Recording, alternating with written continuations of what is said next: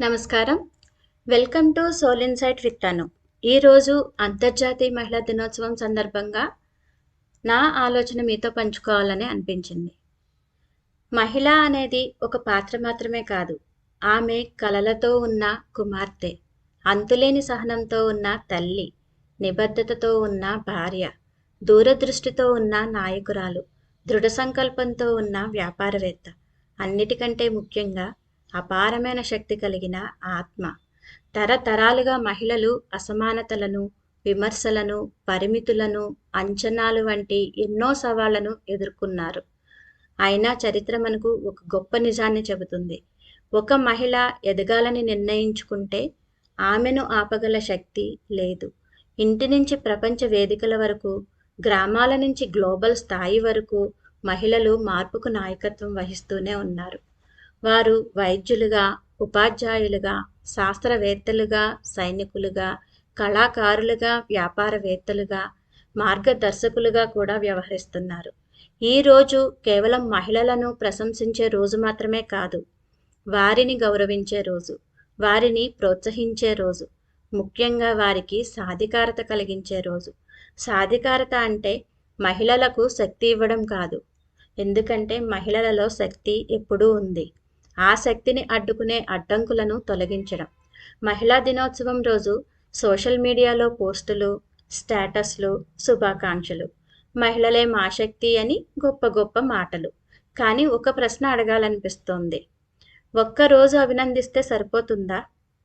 ఆమెను శక్తి అని గౌరవంగా పిలుస్తాం, కానీ నిజంగా ఆమెను గౌరవిస్తున్నామా? ఆమెను మనదిగా భావించి బంధాలు కడతాం, కానీ ఆ బంధాల పేరుతోనే ఆమె మనసును గాయపరుస్తున్నామా? ప్రపంచానికి ముందు ఆమె నా గౌరవం అని చెబుతాం, కానీ ఇంటి తలుపులు మూసిన తర్వాత ఆమెను అవమానిస్తున్నామా?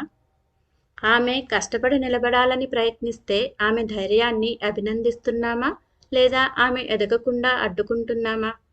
ఎంతమంది మహిళలు బయట ప్రపంచానికి నవ్వుతూ లోపల మౌనంగా బాధను మోస్తున్నారు? అవమానం, అవిశ్వాసం, మానసిక హింస, ఈ మూడు చాలా ఇళ్లల్లో నిశ్శబ్దంగా జరుగుతూనే ఉన్నాయి. అయినా ఆమె కుటుంబం కోసం, పిల్లల కోసం, సమాజం కోసం మౌనంగా ఉంటోంది. మరి మనం మాత్రం ఒక్కరోజు పూలు ఇచ్చి హ్యాపీ ఉమెన్స్ డే అంటున్నాం. అది గౌరవమా లేక నాటకమా? మహిళలకు గౌరవం అంటే ఒక్కరోజు శుభాకాంక్షలు కాదు, ఆమె మాటను వినడం, ఆమె భావాలను అర్థం చేసుకోవడం, ఆమె కలలను అడ్డుకోకుండా నిలబెట్టడం, అదే నిజమైన గౌరవం. మహిళలు బలహీనులు కాదు, అవకాశం ఇస్తే వారు ప్రపంచాన్నే మార్చగలరు. ఒక తండ్రి తన కుమార్తెను ప్రేమించే ప్రేమలో స్వార్థం ఉండదు. ఆమె నవ్వితే ఆనందపడతాడు, ఆమె బాధపడితే బాధపడతాడు, ఆమె సంతోషంగా ఉండాలని మాత్రమే కోరుకుంటాడు. తన కుమార్తెకు ఒకరోజు పెళ్లి చేసి పంపిస్తాడు. ఎందుకు? తన తర్వాత ఆమెకు ఒక తోడు ఉండాలని, ఆమె ఒంటరిగా ఉండకూడదని, ఆమెను చూసుకునే ఒక మనిషి ఉండాలని. అది ప్రేమతో చేసిన నిర్ణయం. కానీ కొన్నిసార్లు అదే బంధం మారిపోతుంది. తండ్రి ప్రేమలో లేని స్వార్థం భర్త భార్యను ప్రేమించే సమయంలో ఎందుకు వస్తుంది? ఎందుకు ఆమెను సంతోషంగా చూడాలని కాకుండా తనకు అనుకూలంగా మార్చాలని అనిపిస్తుంది? ప్రేమ అంటే ఆమెను తనలాగే మార్చడం కాదు, ప్రేమ అంటే ఆమెను ఆమెగా అంగీకరించడం. ఒక తండ్రి తన కుమార్తెను ఎలా గౌరవిస్తాడో, ఆదరిస్తాడో, ఒక భర్త తన భార్యకు అదే ఇస్తే అప్పుడు మాత్రమే ఆ బంధం నిజంగా ప్రేమ అవుతుంది. గౌరవం ఉన్న చోట బంధం బలంగా ఉంటుంది. గౌరవం లేకపోతే బంధం బంధనం అవుతుంది. ఆడపిల్లను ఎవరి చేతిలో పెట్టాలి అని కాకుండా ఆమెను బలంగా, స్వతంత్రంగా నిలబడేలా పెంచాలి. అప్పుడు మాత్రమే సమాజం నిజంగా ముందుకు సాగుతుంది. మన సమాజంలో చాలామంది అనుకుంటూ ఉంటారు, మహిళలపై హింస అంటే కొట్టడము, బయటికి పంపించేయడం, లేదా గట్టిగా అరవడం. కానీ చాలా ప్రమాదకరమైన హింస కనిపించదు. అదే మానసిక నియంత్రణ. మొదట వారు ప్రేమతో దగ్గరవుతారు, నిన్ను నువ్వే అనిపించేలా చేస్తారు, నీ జీవితంలో వారు లేకుండా ఉండలేనట్టుగా భావింపచేస్తారు. తర్వాత నెమ్మదిగా నీ ఆత్మవిశ్వాసాన్ని తగ్గించేస్తారు. నీ వల్ల ఏమవుతుంది, నువ్వు తప్పుగా ఆలోచిస్తున్నావు, నీకు ఏమీ తెలీదు అని మళ్ళీ మళ్ళీ చెబుతూ ఉంటారు. కొంచెం కొంచెంగా నీపై నీకే సందేహం వచ్చేలా చేస్తారు. నీ స్నేహితులను దూరం చేస్తారు, నీ కుటుంబంతో గొడవలు పెడతారు, నీ ప్రపంచం మొత్తం వాళ్ళ చుట్టూ మాత్రమే తిరిగేలా చేస్తారు. నువ్వు ఎదగాలని ప్రయత్నిస్తే అది కూడా అడ్డుకుంటారు. మరి బయట ప్రపంచానికి మాత్రం వాళ్ళు చాలా మంచి వాళ్ళలా, సంఘ సంస్కర్తలుగా కనిపిస్తారు. అందుకే చాలామంది మహిళలు బయటికి నవ్వుతూ లోపల మాత్రం మౌనంగా బాధపడుతూనే ఉంటారు. కానీ ఒక విషయం గుర్తుంచుకోండి, నిజమైన ప్రేమ ఎప్పుడూ నియంత్రించదు, గౌరవిస్తుంది, ఆధారం ఇస్తుంది, ఎదగడానికి సహాయం చేస్తుంది. మీ ఆత్మగౌరవాన్ని తగ్గించే బంధం ప్రేమ కాదు, ప్రేమ పేరుతో చేసే మానసిక నియంత్రణ. మహిళలు తమ విలువను గుర్తించిన రోజు ఇలాంటి బంధాలు బలహీనపడిపోతాయి. మన సమాజంలో ఒక మాట చాలా సులభంగా వినిపిస్తుంది, అదే బంధం. బంధం పేరుతో బాధ్యతలను అప్పగిస్తారు. మొదట అవి చిన్న చిన్న బాధ్యతలలా కనిపిస్తాయి. ఇంటిని చూసుకోవాలి, భర్తను చూసుకోవాలి, పిల్లలను చూసుకోవాలి. అది ప్రేమతో చేసే పని అనిపిస్తుంది. కానీ కొంచెం కొంచెంగా ఆ బాధ్యతలు పెరుగుతూ పోతాయి. భార్యగా నీ ధర్మం, తల్లిగా నీ ధర్మం, కోడలిగా నీ ధర్మం. అత్తమామలను చూసుకోవాలి, ఇంటికొచ్చే బంధువులను, భర్త స్నేహితులను, ఇలా ఒక్కొక్క బాధ్యతను ఒక్కొక్క పాత్రతో పాటు జత చేసుకుంటూ పోతారు. మెల్లగా ఒక మనిషి జీవితాన్ని పాత్రలుగా విభజించేస్తారు. కుమార్తె, భార్య, తల్లి, కోడలు, ఇలా ప్రతి పాత్రకు కొత్త కొత్త బాధ్యతలను జోడించేస్తారు. ఆమె ఎవరు అంటే, ఆమె కలలు కాదు, ఆలోచనలు కాదు, ఆమె బాధ్యతలే ఆమె విలువగా మారిపోతాయి. ఇక్కడ ఒక ముఖ్యమైన విషయం గమనించండి. ఈ బాధ్యతలు సాధారణ పనులుగా ఉంటే వాటిని ఎప్పుడైనా ప్రశ్నించవచ్చు. ఇది న్యాయమా, ఇది సరైనదా, ఇది ఇద్దరం కలిసి చేయలేమా అని అడగవచ్చు. కానీ వాటికి ఒక పవిత్రమైన పేరు పెట్టినప్పుడు, అదే ధర్మం, అప్పుడు వాటిని ప్రశ్నించడం తప్పుగా మారిపోతుంది. మంచి మహిళలు ప్రశ్నించరు, ప్రశ్నిస్తే వాళ్ళు మంచివారు కాదు అని ఒక ట్యాగ్లైన్ పెట్టేస్తారు. ఎందుకు? ఎందుకంటే మంచి మహిళ ఎదుటి వాళ్ళ భావాలను చాలా గౌరవిస్తుంది. ఎవరైనా బాధపడకూడదని తన బాధను మౌనంగా దాచుకుంటుంది. ఎవరైనా ఇబ్బంది పడకూడదని తన అవసరాలను పక్కకు పెట్టేస్తుంది. ఎవరైనా తప్పు చేసినా అది పెద్ద సమస్య కాకుండా క్షమించి ముందుకు సాగిపోతుంది. అందుకే చాలామంది ఆమె మంచితనాన్ని బలహీనతగా తీసుకుంటారు. మెల్లగా ఆమె మీద బాధ్యతలు, అంచనాలు, నియంత్రణలు పెడతారు. ఎందుకంటే వారికి తెలుసు ఆమె తిరిగి ప్రశ్నించదు. మెల్లగా ఆమె జీవితంలో ఆమెకు తానుగా ఉండే స్థలం తగ్గిపోతుంది. ఆమె కలలు, ఇష్టాలు, ఆశలు ఇవి అన్నీ మెల్లగా పక్కకు వెళ్ళిపోతాయి. చివరికి ఒకరోజు ఆమె తనను తాను అడిగే ప్రశ్న ఒక్కటే, ఈ జీవితం నిజంగా నాదేనా, లేక నేను ఇతరుల కోసం మాత్రమే జీవిస్తున్నానా? ధర్మం అంటే ఒక్క మహిళకే బాధ్యతలా?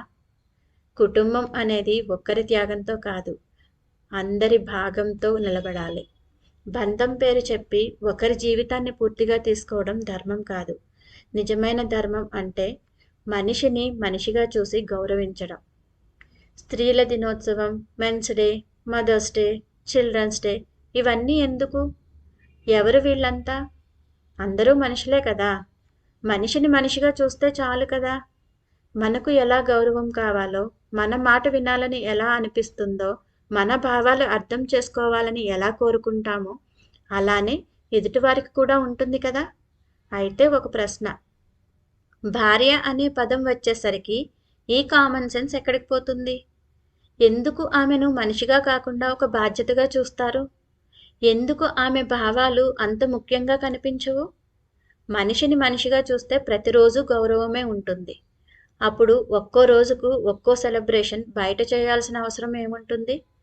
గౌరవం, గుర్తింపు అనేది బయట చూపించే ఆర్భాటాలలోనో, అభినందనలలోనో కాదు, అంతరంగంలో ఉంటుంది. స్త్రీని దేవతలా పూజించాల్సిన అవసరం లేదు, బలహీనురాలిగా కూడా చూడాల్సిన అవసరం లేదు. ఆమెను మనిషిగా చూస్తే చాలు.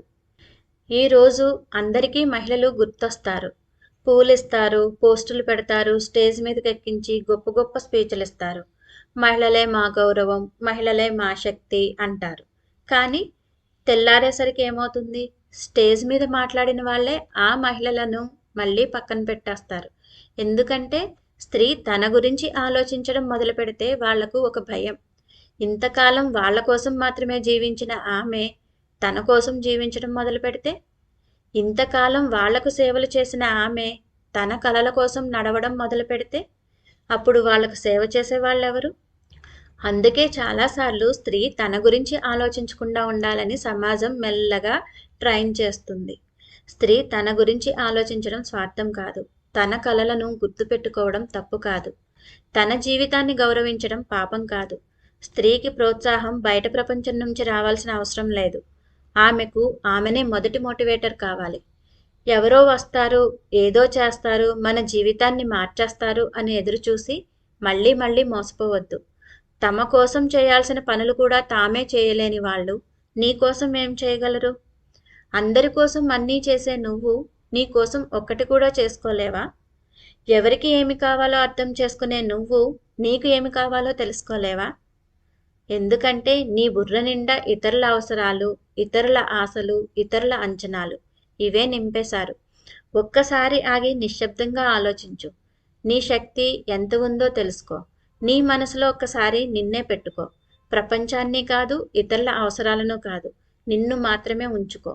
అప్పుడు నీకు తెలుస్తుంది నీ జీవితం ఎంత విలువైనదో, నీ శక్తి ఎంత పెద్దదో. నాకు ఏం కావాలి, నేను ఏం చేయాలి, నేను ఏం సాధించాలి అని నిన్ను నువ్వు అడగాలి. ఆ ప్రశ్నలకు సమాధానం వెతకడం మొదలుపెట్టిన రోజు నుంచే నీ జీవితం నిజంగా మొదలవుతుంది.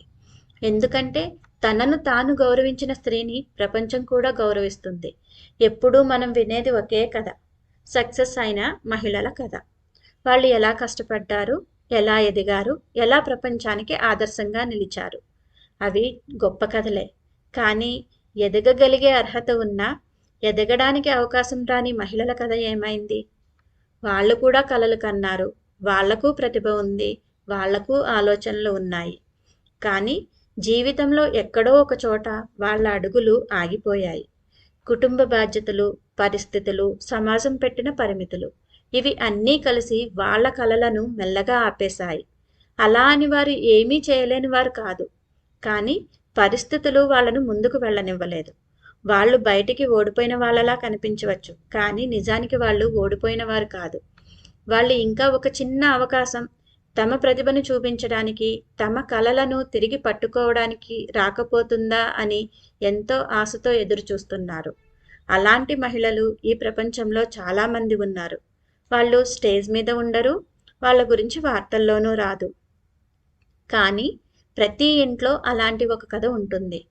ఇంకా రాయకపోయిన ఎన్నో గొప్ప కథలు ఈ ప్రపంచంలో మౌనంగా ఎదురుచూస్తున్నాయి ఒక అవకాశం కోసం. నేను కూడా మీలో ఒకదాన్నే. అవకాశాల కోసం ఎదురు చూడటం కంటే మనకు ఎదురైన కష్టాలనే అవకాశాలుగా తీసుకుని ముందుకు నడవాలి అని జీవితం నాకు నేర్పించింది. అందుకే నేను వేసిన ఈ చిన్న అడుగు ఎవరినైనా ఆలోచింపచేస్తే, ఎవరినైనా ముందుకు నడిపిస్తే అదే నాకు ఒక పెద్ద విజయం. ఒక్కసారి మీ గురించి మీరు ఆలోచించండి. మీ లోపల ఉన్న శక్తిని గుర్తించండి. మీ ప్రతిభను నమ్మండి. ఎందుకంటే మీ కథను మార్చగల శక్తి ఈ ప్రపంచంలో ఎవ్వరికీ లేదు, మీకు మాత్రమే ఉంది. ధన్యవాదాలు. ఈ వీడియో మీకు నచ్చినట్లయితే లైక్ చేయండి, మీ ఫ్రెండ్స్ అండ్ ఫ్యామిలీతో షేర్ చేయండి. మీ అభిప్రాయాలు, ప్రశ్నలు కామెంట్స్లో రాయండి. ఇలాంటి మరిన్ని ఆసక్తికరమైన విషయాలను తెలుసుకోవాలనుకుంటే మా ఛానల్ను సబ్స్క్రైబ్ చేయండి. లోకా సమస్త సుఖినో భవంతు, సర్వే జనాః సుఖినో భవంతు.